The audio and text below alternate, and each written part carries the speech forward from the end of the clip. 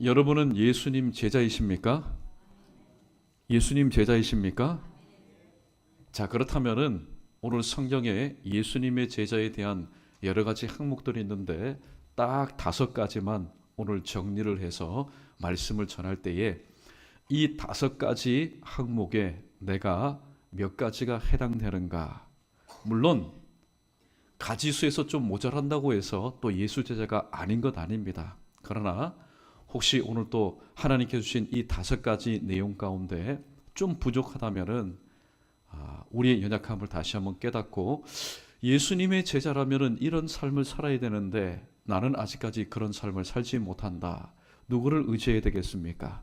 때를 따라 도우시는 하나님의 은혜를 다시 한번 의지해서 성경께서 일러주신 것처럼 우리는 혹간 이렇게 질문합니다. 하나님의 뜻이 어디에 있습니까? 하나님의 뜻이 무엇입니까? 예수 제자가 되려면 어떻게 해야 됩니까?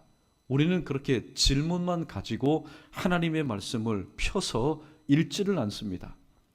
그러니까 하나님의 뜻이 무엇인지 알지 못하니까 예수 제자라는 어렴풋한 개념은 가지고 있지만은 내가 원하는, 내가 바라는 예수 제자의 삶을 살지 성령이 원하는, 진정 주님이 원하는 주님의 제자의 삶과는 동떨어진 삶을 살 때가 많이 있는 것을 보게 됩니다. 그래서 오늘 이 시간 이 말씀을 통해서 그동안에 어렴풋하였던 예수님 제자가 되려면 어떻게 해야 되는가? 그냥 말씀을 읽지 않고 말씀을 듣지 않아서 내 나름대로 정립하고 내 나름대로 세워둔 그런 예수 제자상은 오늘부로 여러분 깨끗하게 지워버리시고 오늘 성경이 우리에게 구체적으로 말씀 한 절 한 절을 통해서 알려주시는 예수님의 제자가 되려면 어떻게 해야 되는지 오늘도 새겨들어서 그러한 삶을 하나님께서 부르신 날까지 힘써 감당할 수 있는 우리 모두 되기를 주님의 이름으로 축원합니다. 자, 제자는 좁은 의미에서는 마태복음 10장 1절로 2절에 등장하는 12명을 의미합니다. 베안야요 빌바 도마야다 시가. 일본말 한 것 아닙니다. 예수님의 제자들입니다. 예수님 살아생전에 예수님과 함께 공생애를 감당했던 12명, 좁은 의미에서는 바로 이 사람들이 예수님의 제자입니다. 그러나 주님께서 세우신 교회는 예수님 당시만 있는 것이 아니라 시공간을 초월해서 예수 그리스도를 믿고 나의 구주로 고백하면서 예수님을 따라가는 삶, 예수님을 닮아가는 모든 성도를 가리켜서 바로 예수 제자라고 얘기합니다. 그러면 오늘 제목의 말씀처럼 성경이 말씀하시는 예수님의 제자가 되려면 어떻게 해야 되는가? 5가지의 말씀을 함께 상고해 보도록 하겠습니다. 첫 번째, 주님 말씀 안에 거하면은 예수님의 제자가 된다라고 말씀합니다. 요한복음 8장 31절 말씀 우리 함께 읽어보겠습니다. 시작. 그러므로 예수께서 자기를 믿은 유대인들에게 이르시되 너희가 내 말에 거하면 참으로 내 제자가 되고. 아멘. 말씀 안에 거한다는 것은 말씀 안에서 텐트를 치고 산다라는 것을 의미합니다. 말씀 안에 산다는 것은 말씀이 기준이 되어서 말씀을 따라 말씀대로 사는 것을 의미합니다. 그래서 복음성에 보면은 이런 복음성이 있지 않습니까? 주님 말씀하시면 내가 나아가리다. 주님 뜻이 아니면은 내가 멈춰서겠습니다. 그리고 나의 가고 서는 것이 다 주님의 뜻에 있으니 오 주님 나를 말씀으로 붙잡아 달라는 그런 복음성이 있습니다. 이 시간 우리 한번 함께 고백해 보도록 하겠습니다.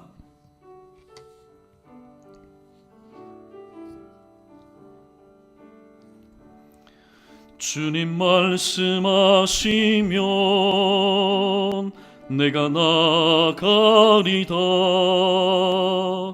주님 뜻이 아니면 내가 멈춰서리다. 나의 가고 서는 곳 주님 뜻에 있으니 오 주님 나를 이끄소서. 할렐루야. 주님 말씀 안에 거한다는 게 바로 이겁니다. 말씀이 가라 하면은 아닌데요가 아니라 말씀이 가라 하면은 예 가고, 말씀이 서라 하면은 좀 더 가고 싶은데요 아닙니다. 그 자리에 서는 것. 예수님의 제자가 되려면은 첫 번째, 주님 말씀 안에 거하여서 살고 그 말씀대로 살 때에 우리 모두는 예수님의 제자가 될 수 있다고 주님께서 친히 말씀해 주셨습니다. 이와 연관해서 계시록 3장 20절 말씀도 굉장히 도움이 되는 말씀입니다. 볼지어다 내가 문 밖에 서서 두드리노니 누구든지 내 음성을 듣고 문을 열면 내가 들어가 그로 더불어 먹고 그는 나와 더불어 먹으리라. 주님께서 그렇게 말씀합니다. 여러분, 이 삶이 바로 예수님의 제자의 모습 아니겠습니까? 주님 찾아오셨습니다. 주님 일부러 나를 찾아오셨는데 지난 주일 말씀처럼 찾아오신 주님 영접하지 못하고 문전박대하면서 내가 예수님의 제자의 삶을 산다라고 말할 수가 없기 때문입니다. 자, 그러면은 말씀 안에 거하는 자의 특권이 뭘까요? 말씀 안에 거하면은 무슨 특권이 있어야 되지 않겠습니까? 그 특권은 바로 자유로운 삶, 자유하는 삶을 산다라는 겁니다. 오늘 요한복음 8장 32절 말씀 바로 그 뒤에 있습니다. 우리 32절 말씀 함께 있습니다. 시작. 진리를 알지니 진리가 너희를 자유롭게 하리라. 아멘. 예수님 말씀 안에 거하여서 말씀에 붙잡힌 사람은요, 구속받는 삶을 살지 않습니다. 왜냐하면 그분 자체가 자유로운 분이시기 때문에, 자유하는 분이시기 때문입니다. 사도 바울이 말합니다. 나는 지금 옥중에 매여 있지만은 하나님의 말씀은 매여 있지 않다라고 말씀합니다. 그래서 고린도후서 3장 17절에 보면은 또 이런 말씀이 있습니다. 주의 영은 주는 영이시니 주의 영이 있는 곳에는 자유함이 있다라고 말씀하고 있습니다. 여러분, 혹시 이 땅에 살아가면서 자유롭지 못하는 그런 삶을 사십니까? 환경 가운데 구속되고 속박받는 삶을 살고 있습니까? 예수님은 절대로 이 땅에 어떠한 환경과 상황과 삶의 조건에 의해서도 구속받고 속박받는 분이 아닙니다. 왜냐하면 예수님은 이 모든 것을 초월해 계신 분이기 때문입니다. 이 세상에서 신앙생활할 때에 오늘도 주님의 영이 내 안에 거하고 또 내가 주님 말씀 안에 거하지 않으면 세상에 구속받고 속박받고 얽매일 것 얼마나 많습니까? 그러나 신앙생활은 그게 아닙니다. 신앙생활은 이 땅에서 저 천국을 바라보면서 하나님 나라에서의 삶을 사는 것을 이 땅에서 미리 오늘 또 말씀과 기도를 통하여서 준비하는 삶을 사는 것입니다. 그러므로 오늘 첫 번째 우리에게 주시는 교훈의 말씀처럼 항상 주님 말씀 안에 거하고 말씀 안에 살고 말씀대로 살고 말씀을 따라 살아갈 수 있는 저와 여러분 우리 모두 되기를 주님의 이름으로 축원합니다. 두 번째는 서로 사랑하면은 예수님의 제자가 된다고 오늘 예수님은 요한복음 13장 34절과 35절에서 분명히 말씀하고 있습니다. 자막 함께 읽습니다. 시작. 새 계명을 너희에게 주노니 서로 사랑하라. 내가 너희를 사랑한 것 같이 너희도 서로 사랑하라. 너희가 서로 사랑하면 이로써 모든 사람이 너희가 내 제자인 줄 알리라. 아멘. 요한일서 3장 23절에 보면은 그의 계명은 이것이니 곧 그 아들 예수 그리스도의 이름을 믿고 그가 우리에게 주신 계명대로 서로 사랑하는 것이니라 라고 말씀하고 있습니다. 오늘 말씀해 보니까 먼저 동사가 나옵니다. 믿는다라는 동사가 나오고 두 번째는 서로 사랑한다는 동사가 나옵니다. 예수 그리스도를 믿는 자에게 있어서 서로 사랑하는 것은 이거는 선택이 아닙니다. 기분 좋고 은혜가 있고 믿음이 있으면은 내 마음이 풀어지면은 사랑하는 것, 그게 아닙니다. 내가 예수 그리스도를 믿는다면은 오늘 나의 상황과는 상관이 없이 주님께서 오늘도 나를 사랑하시고 나를 용서하신 것처럼 그것이 기준이 되어서 서로 사랑하는 것, 이거는 필수적인 바로 신앙생활의 의무인 것입니다. 분명히 기억할 것은 사랑은 항상 용서를 동반한다는 겁니다. 내가 당신을 사랑하는데 만약에 당신을 용서하지 않는다면 그것은 온전한 사랑이 되지 못합니다. 왜냐하면 용서라는 것은 사랑의 또 다른, 사랑은 마음입니다.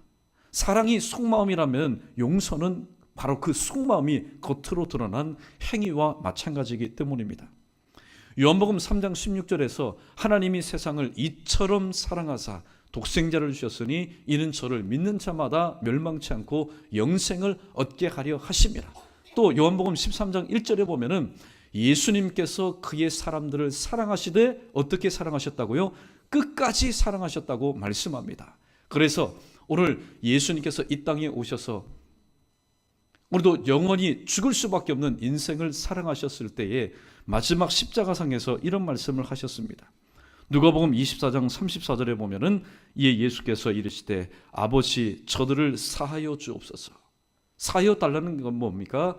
용서하여 주옵소서. 지금 저들이 하는 일을 알지 못하기 때문이라고 얘기했습니다. 하나님의 사랑의 근거에서 이 땅에 오신 주님께서는 그 인생을 향한 속에 있는 그 만세전에 계획된 그 사랑의 마음을 용서하는 행위를 통해서 나타내 주셨다고 말씀합니다. 세상의 가장 위험한 용서는 무엇일까요? 그건 카운트다운하는 용서입니다. 숫자를 세는 용서, 굉장히 위험한 겁니다. 특별히 한국 사람들에게 있어서. 한국 사람들은 정서상 3세판입니다. 무조건 3세판입니다.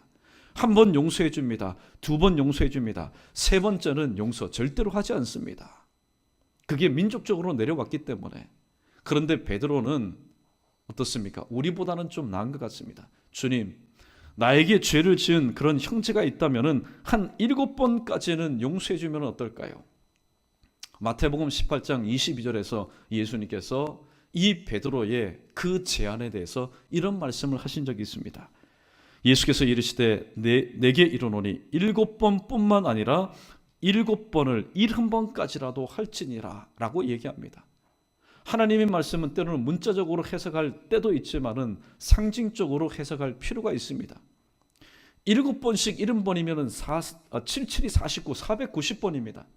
490번까지 용서하는 사람 정말로 위대한 사람입니다.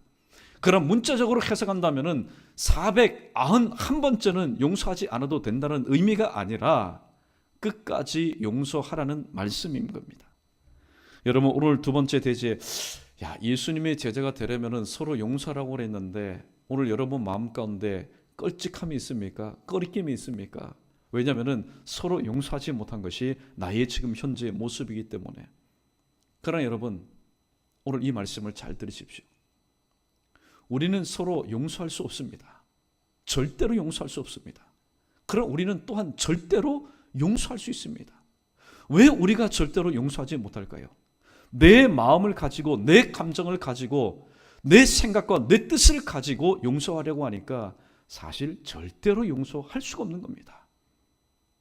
그러나 또 반드시 절대로 용서할 수 있는 것은 내가 너희를 사랑한 것 같이 그 사랑의 기준이 예수님의 사랑의 기준이요, 나 또한 과거에 허물과 죄로 죽었던 나, 아무것도 할 수 없는 나를 주님께서 용서하시고 사랑하셔서 오늘의 내가 있기까지 하나님의 큰 은혜를 입었다는 사실을 우리가 기억하고 생각할 수 있다면, 그리고 오늘 또 그 사랑과 은혜 안에서 내가 살고 있음을 인정한다면 오늘 또 사랑하지 못할 사람이 없고 용서하지 못할 사람이 없다라는 말입니다. 그러므로 오늘 또 절대로 사랑하지 못하는 내 편에서 내 생각과 내 뜻대로 여러분 사랑의 문제를 가지고 고민하고 또 근심, 걱정하는 여러분 되지 마시고 오늘도 주님께서 친히 말씀하지 않았습니까?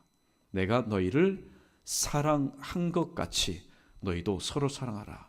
그러면은 모든 사람이 너희가 내 제자인 줄 알리라. 그렇게 말씀했습니다.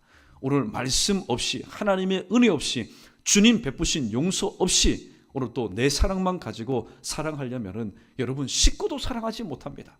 자식도 사랑하지 못하고 남편도 아내도 부모님도 사랑할 수 없습니다.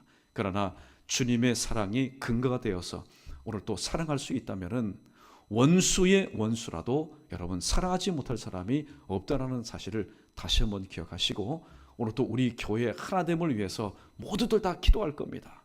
여러분 기도만 한다고 해서 응답받는 것 아닙니다. 그렇게 기도한다면 우리 각자가 오늘 또 하나님만이 아시고 나만 아는, 만날 때는 서로 웃으면서 인사하지만은 아직까지도 내 마음 가운데 앙금이 남아있는 이 사랑치 못하는 마음을 하나님께서 변하여 사랑할 수 있는 마음을 허락하시고 예수님의 그 십자가의 사랑은 오늘 또 이 세상 가운데서 특별히 우리 공동체 안에서, 내 가정 안에서, 구역 안에서, 기관 안에서 실천할 수 있는 내 자신이 될 수 있도록 성령 하나님 말씀으로 나를 붙잡아 주시되 정수리부터 발끝까지 몸 밖에 있는 모든 부분들을 하나님께서 주관하여서 정말로 예수님의 제자다운 그런 삶을 서로 사랑함을 통해서 나타낼 수 있는 내 자신, 우리 연희교회 모든 믿음의 권속들 되게 해달라고 기도하며 또 그렇게 살아갈 수 있는 우리 모두 되기를 주님의 이름으로 축원합니다.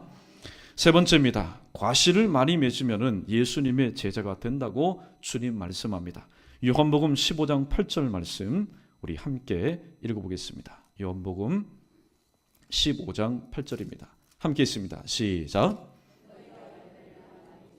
내 아버지께서 영광을 받으실 것이요 너희는 내 제자가 되리라. 아멘. 예수님의 제자들은 세 번째 조건은 그겁니다. 바로 과실을 많이 맺는 겁니다. 열매 없는 나무, 사실 나무라는 이름은 가지고 있지만은 나무로서의 가치와 존재의 의미가 없습니다. 반드시 나무는 열매를 맺어야 됩니다. 그런데 오늘 관건이 이겁니다. 어떤 과실을 맺어야 되느냐? 어떤 열매를 맺어야 되느냐? 오늘 갈라디아서 5장 22절과 23절에 보면은 성령의 9가지 열매가 나옵니다.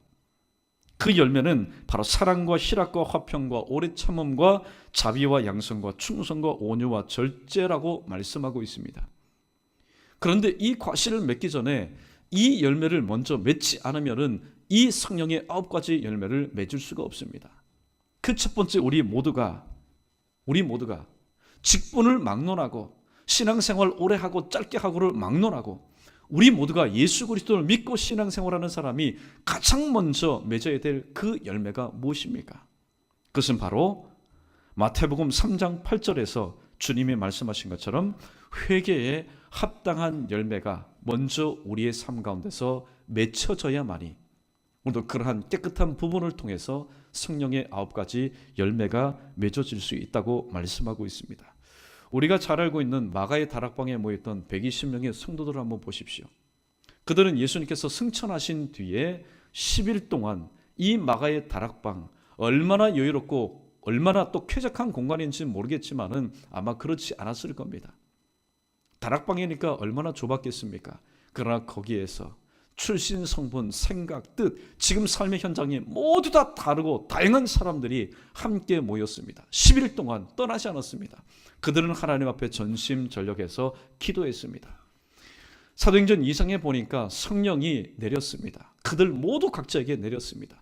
모든 각자에게 마음 가운데 성령이 충만히 임하였다는 것은 주님께서 말씀하셨던 것처럼 마태복음 3장 8절의 말씀처럼 그들이 저녁 합심하여 기도할 때 먼저 성령의 충만함을 받기 전에 그들의 마음의 그릇을 회개의 열매를 통하여서 깨끗하게 준비하였기 때문에 거룩한 영이고 그리스도의 영인 성령께서 그들 마음 가운데 임재하였다라는 사실을 우리는 발견하게 됩니다. 그러므로 또한 우리는 요한복음 12장 24절에 기록된 말씀을 기억할 수 있어야 됩니다. 내가 진실로 진실로 너에게 이르노니 한 알의 밀이 땅에 떨어져 죽지 아니하면 한 알 그대로 있고 죽으면은 많은 열매를 맺는다라고 말씀하고 있습니다. 자, 그렇다면은 여러분 좌우지간에 과실을 열매를 많이 맺기 위해서는 어떻게 해야 될까요? 과실을 많이 맺기 위해서는 어떻게 해야 될까요? 공기 좋은 곳으로 여러분 옮겨가야 되겠습니까? 아니면은 물이 좋은 물가로 여러분 옮겨가야 되겠습니까? 과실을 많이 맺기 위해서는 이렇게 해야 됩니다. 우리 크게 한번 따라하고 있습니다.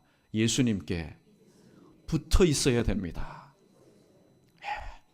이 말씀에 이의를 달 사람 아무도 없을 겁니다. 이의를 달 사람 아무도 없을 겁니다. 요한복음 15장 5절 말씀 때문입니다. 함께 읽어보겠습니다. 시작.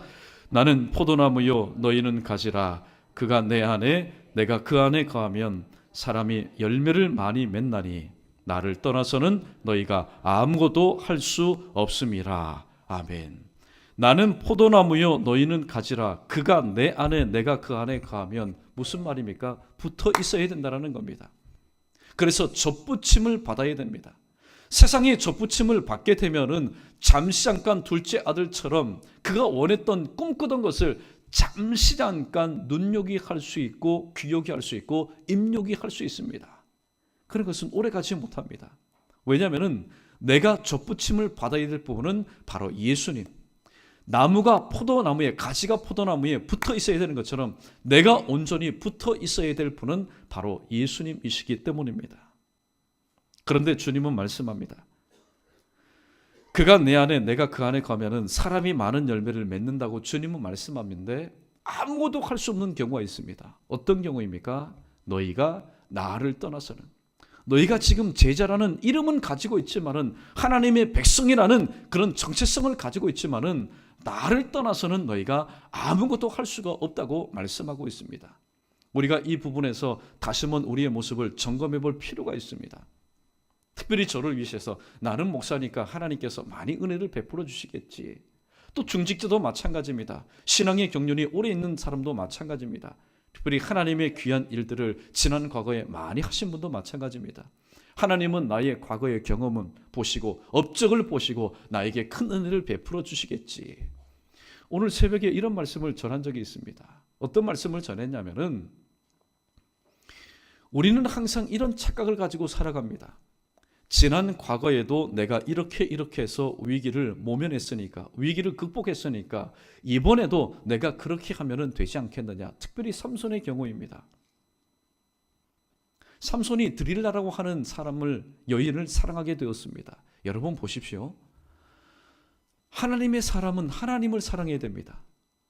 시편 18편 1절 말씀처럼 나의 힘이 되신 여호와여, 내가 주님을 사랑합니다. 그렇게 삼손이 하나님만 붙잡고 하나님 앞에 기도할 때는요, 놀라운 역사를 체험하게 되었습니다.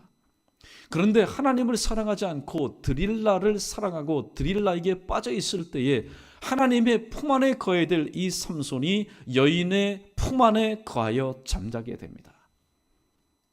그런데 일이 벌어졌습니다. 자, 드릴라가 삼손에게 이렇게 말합니다. 삼손, 어떻게 하면 당신은 그 힘이 납니까? 오늘 어떻게 하면 당신의 그 힘이 사라집니까? 오늘 삼손이요, 세 번째는 무사히 잘 넘겼는데 이 드릴라가 하도 간청하고 하도 애곡하니까요, 그 사실을 알려주었습니다. 내 머리에 삭도를 대어라. 내 머리카락을 자르면 내 힘이 없어지게 될 것이다. 오늘 그렇게 한 다음에 드릴라가요, 삼손, 블레셋 사람들이 지금 당신을 잡으러 왔습니다. 그때 여러분, 삼손이 무엇이라고 한지 아십니까? 내가 전과 같이 일어나서 어떻게 해요? 그들을 내가 떨치리라. 그 삼손이 믿었던 것은 하나님을 의지한 것이 아니라, 지난번 3번도 똑같이 이런 일이 있었는데 내가 나가서 그들을 물리쳤으니까 이번에도 내가 그들을 물리칠 수 있지 않겠느냐. 그러나 성경은 말씀합니다. 여호와께서 이미 그를 떠나신 줄을 깨닫지 못하였다라고 말씀하고 있습니다. 여러분, 삼손이기 때문에 오늘 하나님의 귀한 일을 계속해서 할 수 있는 것 아닙니다. 우리도 마찬가지입니다. 연희교회라는 이름을 갖고 있기 때문에 마귀가 벌벌 떨겠지, 또 어려운 일들을 능히 감당하겠지. 그러나 지금 현재 어려운 일을 당하고 있는 지금 현재의 나의 모습이 하나님과 붙어있는 삶을 사는 것이 아니라 하나님과 떨어져 있는 그런 가지의 모습이라면, 우리는 삼손과 같이 아무런 일도 할 수 없는, 하나님의 사람이라는 이름은 가지고 있지만은 허수아비의 삶을 살아갈 수밖에 없다라는 겁니다.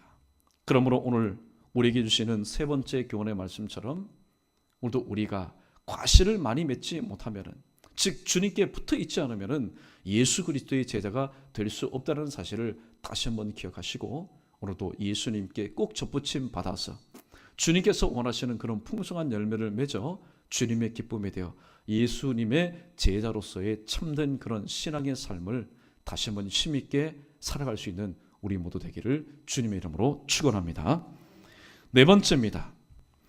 예수님을 가장 귀한 분으로 여기면은 예수님의 제자가 될 수 있다고 오늘 누가복음 14장 33절 말씀은 우리에게 이렇게 말씀합니다. 계속해서 읽어보겠습니다. 시작. 이와 같이 너희 중에 누구든지 자기의 모든 소유를 버리지 아니하면 능히 내 제자가 되지 못하리라. 아멘. 오늘 이 누가복음 14장 33절 말씀은 좀 표현이 부정적으로 표현이 됐습니다. 자기의 모든 소유를 버리지 아니하면 능히 내 제자가 되지 못하리라. 그러면 능히 주님의 제자가 될 수 있는 방법은 뭡니까? 자기의 소유를 모두 다 버리는 것. 긍정적으로 표현하면은 예수 그리스도를 이 땅에 네가 가지고 있는 모든 소유보다도 더욱더 귀하게 여기면은 얼마든지 내 제자가 될 수 있다라고 말씀하고 있습니다. 그런데 여러분, 왜 이 말씀대로 우리가 살지 못할까요? 왜 내 소유를 오늘 또 버리지 못할까요? 사실 표현이 그렇습니다. 사실 이 땅 가운데 우리에게 필요해서 우리가 가지고 있는데 그 모든 것을 다 버리면은 여러분, 우리가 무엇을 먹고 살아갑니까? 이것도 문자적으로만 해석할 것이 아니라 그 속뜻이 무엇인지를 우리가 깊이 새길 수 있어야 됩니다. 내 소유를 주님보다도 더 귀하게 여기기 때문에, 쉽게 말하면 주님이 내 주인이 아니라 내가 주님보다도 더 귀하게 여기는 것이 바로 나를 관할하기 때문에 우리는 그에 합당한 삶을 살지 못하게 되는 겁니다. 그런데 예수님의 제자의 모습을 보십시오. 마태복음 4장 20절에 보면은 베드로와 안드레가 있습니다. 예수님께서 말씀합니다. 자, 너희가 나를 따라와라. 그러면 내가 너희로 사람 낚는 어부가 되게 하리라. 예수님 언제 만나봤습니까?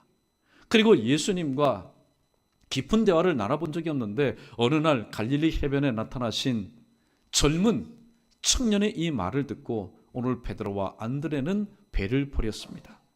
뒤이어 마태복음 4장 22절에 보니까 또 야고보와 요한이 배에서 그물을 깁다가 예수님을 보고 배와 특별히 아버지를 버리고 예수님을 쫓았다, 그렇게 말씀합니다. 오늘 이 4명의 청년들, 4명의 사람들은 정신이 나간 사람입니까? 아닙니다. 그럼에도 버렸습니다. 왜 버렸습니까? 지금 내가 가지고 있는 생활의 도구인 이 배와 그리고 내가 지금 섬기고 있는 아버지보다도 주님이 더 귀하고 주님의 말씀이 더 귀하다는 사실을 바로 깨달았기 때문입니다. 예수님이 더 귀하게 여겨졌기 때문에 예수님의 부르심 앞에 이 모든 것을 다 내려놓고 주님을 따를 수 있었던 것입니다. 찬송가 94장에 보면은 이런 주옥 같은 내용의 가사가 있습니다. 주 예수보다도 귀한 것은 없네. 이 세상 부귀와 그리고 뒤에 이 세상 명예와 뒤에 이 세상 행복과 바꿀 수 없네. 뒤에 보니까 또 이런 내용이 납니다. 세상 즐거움 다 버리고 세상 자랑 다 버렸네. 함께 부릅니다. 주 예수보다도 귀한 것은 없네. 예수 밖에는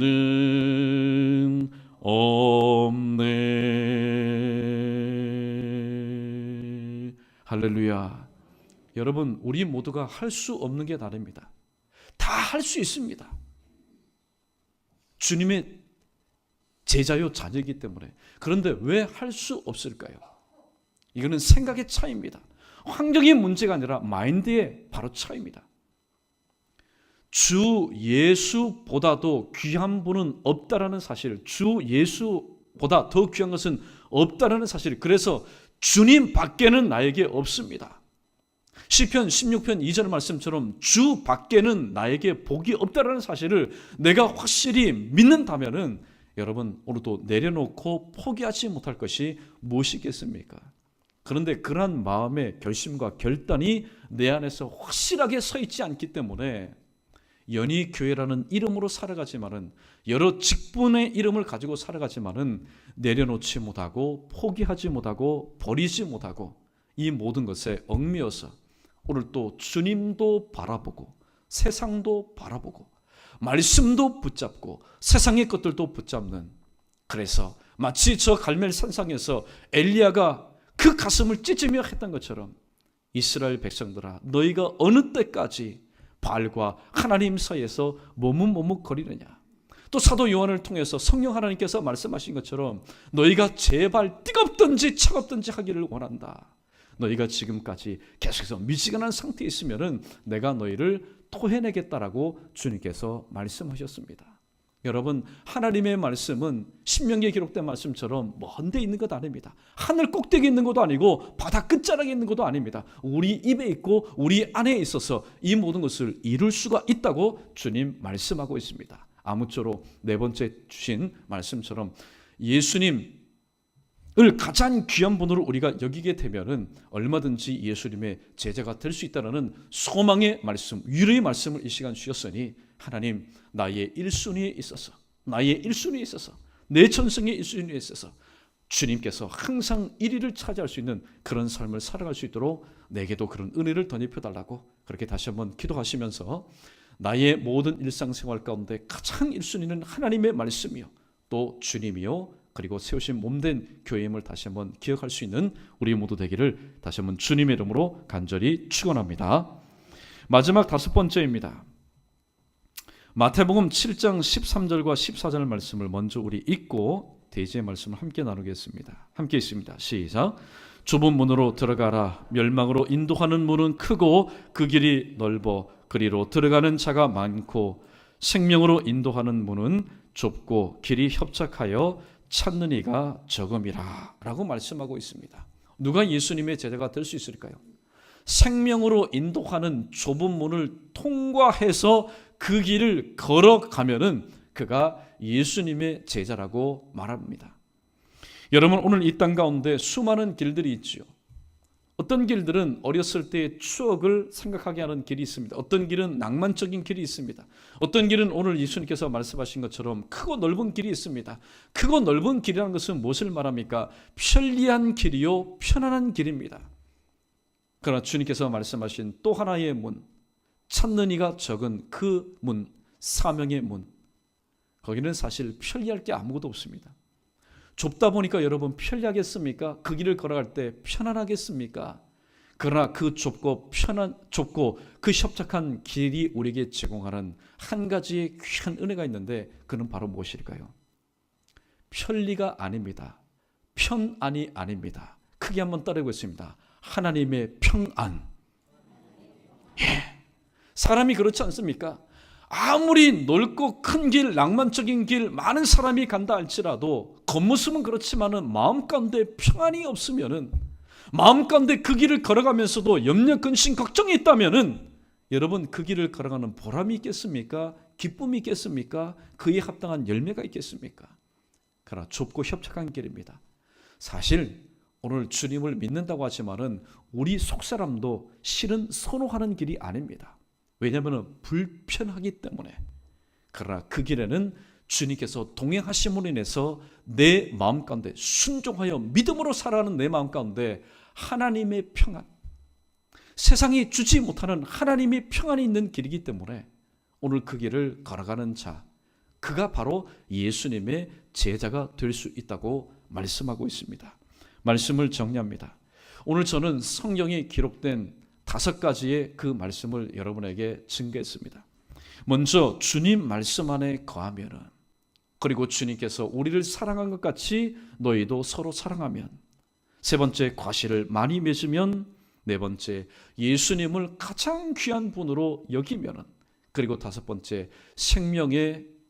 생명으로 인도하는 그 좁은 문을 통과하여 그 길을 걸어가면 예수님의 제자가 될 수 있다고 말씀하고 있습니다.